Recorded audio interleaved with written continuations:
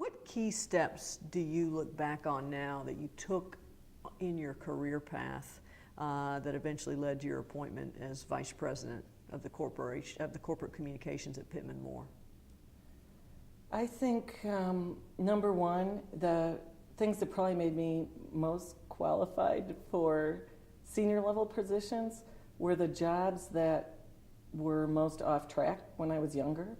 You know, the fact that even at Purdue, I taught biology, I helped put myself through school by teaching biology at Purdue as a TA and tutoring in math and science. And that was one of the things that really helped me get the job at Standard Oil because, of course, it's a very scientifically based company, and that just seemed odd, and it made me stand out. And I was a Russian language major when I first started that, too. You know, there were a variety of things that just helped me, I guess, just stick out from the path. And then when I was at Standard Oil, I got into a fast-track management program, so I had the opportunity to work in human resources, finance, marine transportation. I actually ran oil spill contingency planning for what later became British Petroleum. So I used to go to bed every night praying I'd be out of that job before we had an oil spill. And, you know, thank goodness, any major oil spill anyway, yes. So I think always really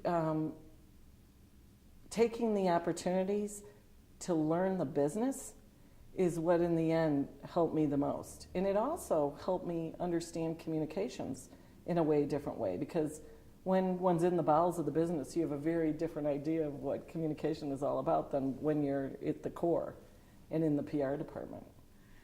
You took steps to learn the business, and you obviously took steps to learn the communication. What did you do to learn the management side of things?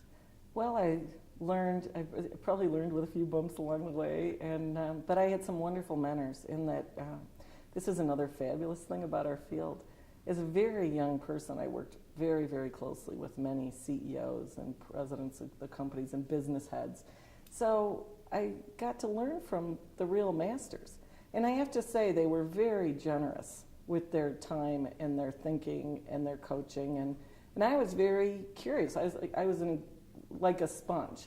And I think when one shows up that way, people are really happy to help you. You know, I was always asking questions. Why did you do it this way? How do you think about this? Why would you make that decision? And, you know, sometimes they laughed. I think they just thought it was kind of funny. You know, when I was really young, I always wanted to ask about all these things. But they were really great about it. And so that's where I learned most of it. And I read like a nut.